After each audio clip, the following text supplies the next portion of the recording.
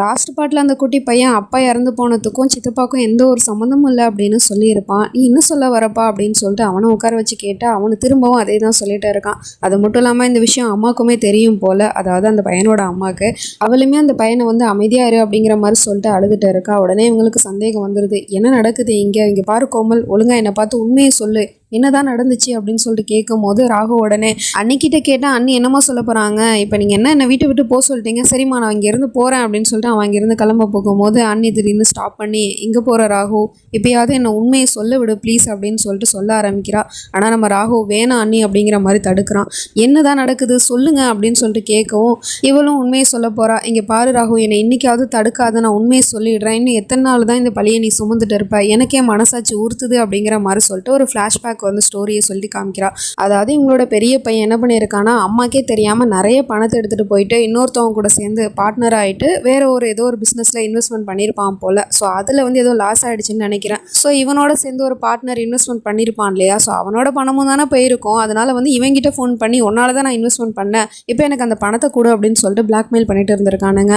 இவனுமே நான் இன்னைக்கு தரேன் நாளைக்கு தரேன் அப்படின்னு சொல்லிட்டு தள்ளி போட்டுட்டே இருந்திருக்கான். அதனால கோவமடைஞ்ச அவன் என்ன பண்ணியிருக்கான்னா, காரில் போயிட்டு இருக்கும் போது 4-5 ரவுடி பசங்க வலியம் மறைச்சி அந்த அண்ணங்காரனை வந்து சூட் பண்ணிடுறானுங்க. ஸோ அந்த அதிர்ச்சியில் தான் அந்த பையனுக்கு வந்து பேச முடியாமல் போயிருக்கு. அதாவது அந்த சுந்தர் கேஸில் எப்படி நம்ம ராகு மாட்டிக்கிட்டானோ, கத்தி எடுக்க போகும்போது அவன் தான் கொன்னான் அப்படிங்கிற மாதிரி, அதே மாதிரி அண்ணனோட சாவுக்கும் தம்பி தான் காரணம் அப்படிங்கிற மாதிரி அம்மாவுமே நம்ப ஆரம்பிச்சிட்டாங்க. ஏன்னா பணத்துக்காக தான் வந்து அண்ணனை கொன்னுட்டான் அப்படிங்கிற மாதிரி நம்ப ஆரம்பிச்சிட்டாங்க. அதனால அது அப்படியே இருக்கட்டும், என்னதான் இருந்தாலும் பெரிய பையன் மேலே ரொம்ப நம்பிக்கை வச்சிருந்தான் இல்லையா, அவன் வந்து ஏமாத்தியிருக்கான் அந்த அம்மாவை, அது தெரியக்கூடாது, அம்மாவுக்கு தெரியக்கூடாது, ஒருவேளை அம்மாவுக்கு தெரிஞ்சிச்சு அப்படின்னா அவங்க மனசொடைஞ்சு போயிடுவாங்க அப்படின்னு சொல்லிட்டு தாமலே நம்ம ஹீரோ வந்து கொலப்பலியை போட்டுக்கிட்டான். ஸோ இதனால தான் அந்த அம்மா வந்து தன்னோட 2வது பையனை வந்து ரொம்பவே வெறுத்து இருக்கு. பெரிய பையன் இறந்து போனதுக்கு இவன் தான் காரணம் அப்படின்னு சொல்லிட்டு இப்போ இவ்வளோ பெரிய உண்மையை தெரிஞ்சுக்கிட்டதுக்கு அப்புறம் அப்படியே அதிர்ச்சியில் உறைஞ்சு போய் உட்காந்துருக்காங்க, என்ன பண்ணுறதுன்னு தெரியாமல். இந்த பக்கம் இந்த பையனை வந்து ஜெயிலில் பிடிச்சி போட்டாங்க இல்லையா, ஸோ அதனால அவனை வந்து பெயில் எடுக்கிறதுக்காக ஒரு லாயர் வந்திருக்காரு. அவர் என்ன சொல்கிறாருன்னா, உங்களுக்கு பெயில் கிடைக்கிறது ரொம்ப கஷ்டம், ஏன்னா நீங்கள் வந்து உங்களோட மனைவி மேலே டொமஸ்டிக் வயலன்ஸை யூஸ் பண்ணியிருக்கீங்க, இந்த கேஸுக்கெல்லாம் வந்து பெயில் கிடைக்கவே கிடைக்காது, இருந்தாலும் ஒரே ஒரு ஐடியா இருக்குது, அதுபடி நீங்கள் செஞ்சீங்க அப்படின்னா உங்களுக்கு சீக்கிரமாகவே பெயில் கிடச்சிரும் அப்படின்னு சொல்லிட்டு இருக்கான். அது என்னதுன்னு கேட்டால், நீங்கள் வந்து உங்களோட மென்டல் ஹெல்த் வந்து சரியில்லை, நீங்கள் ஒரு பைத்தியம் அப்படின்னு சொல்லிட்டு நிரூபணம் ஆயிடுச்சு அப்படின்னா கொஞ்ச நாளைக்கு உங்களை வந்து மென்டல் ஹாஸ்பிட்டலில் போட்டுருவாங்க, அதுக்கப்புறம் நீங்கள் ஈஸியாக வெளியே வந்துடலாம் அப்படின்னு சொல்லிட்டு ஒரு பைத்தியத்துக்கிட்டே போய் பைத்தியம்னு நடிங்க அப்படிங்கிற மாதிரி சொல்லிட்டு இருக்கான். இதை கேட்டு அவனுக்கு சமக்கம் வந்துடுது. எவ்வளோ திமிருடா உனக்கு, என்னை பார்த்தா உனக்கு பைத்தியம் மாதிரி தெரியுதா, நான் பைத்தியம் மாதிரி நடிக்கணுமா, இந்த விராஜ் டோப்ரால் பைத்தியமா அப்படின்னு சொல்லிட்டு அந்த லாயரே அட்டாக் பண்ண ஆரம்பிச்சிடறான். அதுக்கப்புறம் 4-5 போலீஸ் வந்து அவனை விலக்கி விட்டு கூட்டிகிட்டு போயிடுறாங்க. போடா உனக்கு பெயிலும் கிடைக்காது ஒன்றும் கிடைக்காது, நீ வேற லாயரை பார்த்துக்கூடா அப்படின்னு சொல்லிட்டு அந்த ஆளும் அங்கேருந்து ஓடி போயிடுறாரு.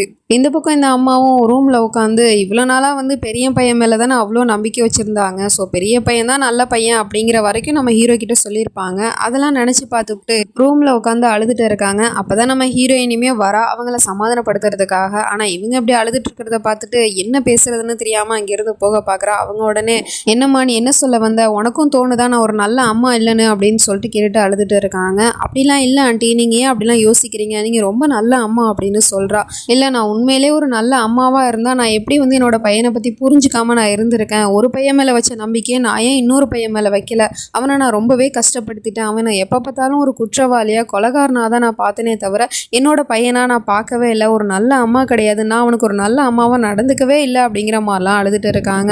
இப்போ அங்கே மொத்த ஃபேமிலியும் வந்துடுறாங்க. அவங்க எல்லாருக்கிட்டையுமே வந்து மன்னிப்பு கேட்டுட்டு இருக்காங்க. என்னை மன்னிச்சிருங்க, நான் வந்து தப்பாக புரிஞ்சுக்கிட்டேன் இவ்வளோ நாளாக ராகு, அப்புறம் நான் உங்ககிட்டையும் ரொம்ப மோசமாக நடந்துக்கிட்டேன், என்னை மன்னிச்சிருப்பா அப்படின்னு மன்னிப்பு கேட்டுட்டு இருக்காங்க. அம்மா நீங்கள் எதுக்காக என்கிட்டலாம் வந்து மன்னிப்பு கேட்டுட்டு இருக்கீங்க, நீங்கள் ரொம்ப வயசில் பெரியவங்க அப்படின்னு சொல்லிட்டு இருக்கான். என்னதான் நான் வயசில் பெரியவளாக இருந்தாலும் உண்மை எதுன்னு தெரிஞ்சுக்காம ஒரு முட்டாளாதப்பா இருந்திருக்கேன் அப்படின்னு சொல்லிட்டு இருக்காங்க. அதெல்லாம் விடுங்கம்மா அப்படின்னு சொல்லிட்டு இவனும் சமாதானம் பண்ணிட்டு இருக்கான் அம்மாவை.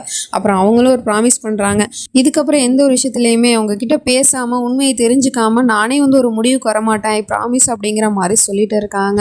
இப்போ மொத்த ஃபேமிலியும் ஒன்றா சேர்ந்துட்டாங்க. இந்த பக்கம் இந்த பயலுக்கு சாப்பாடை வந்து கீழே தள்ளி விட்டுட்டு இருக்காங்க. அது வந்து பார்க்கறதுக்கு ரொம்ப மோசமாக இருக்குது. இவனுக்கு தான் வந்து எல்லாம் டீசெண்டாக இருக்கணும், அது மட்டும் இல்லாமல் இது என்ன இப்படி கொடுத்தா நான் எப்படி சாப்பிட்றது, எனக்கு வந்து ஃபோர்க் வேணும் ஸ்பூன் வேணும் அப்படிங்கிற மாதிரிலாம் கத்திட்டு இருக்கான். இது ஒன்றும் உன்னோட மாமியார் வீடு கிடையாதுரா, நீ கேட்டதெல்லாம் எடுத்துகிட்டு வந்து கொடுக்கறதுக்கு, மரியாதையாக கையில் சாப்பிட்றா அப்படின்னு சொல்கிறாங்க. நீங்கள் யார்கிட்ட பேசுறீங்கன்னு தெரியுமா, விராஜ் டோப்ரால் கிட்ட அப்படின்னு சொல்லிட்டு இருக்கான். இவன் ஒருத்தவன் சொன்னதே சொல்லிட்டு இருப்பான் அப்படின்னு சொல்லிட்டு அந்த அம்மா இக்னோர் பண்ணிட்டு அங்கே இருந்து போயிடுது.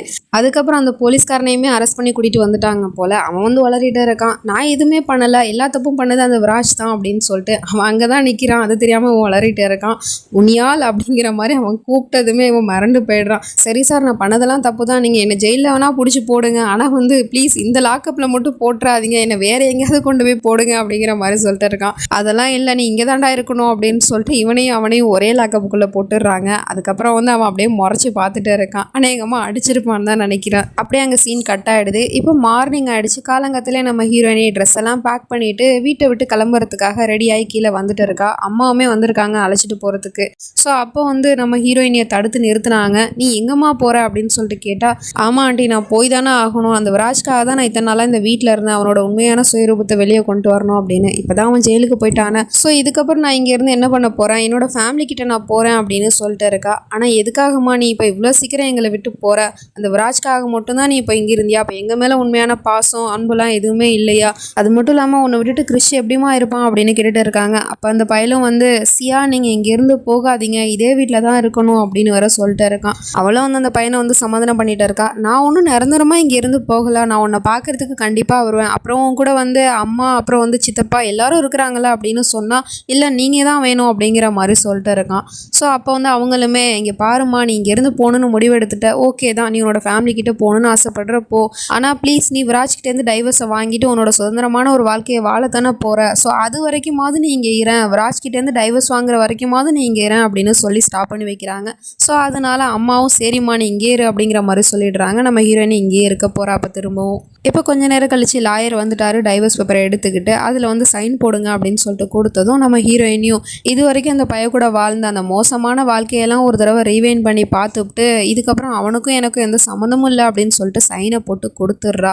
சரி, இதை நான் கொண்டு போய் நான் வந்து விராஜ் டோப்ரால் கிட்ட கொடுத்துட்றேன் அப்படின்னு அந்த லாயர் சொன்னால், இல்லை நீங்கள் போக வேணாம், நானே போய் இதை அவங்ககிட்ட கொடுக்குறேன் அப்படின்னு சொல்கிறா.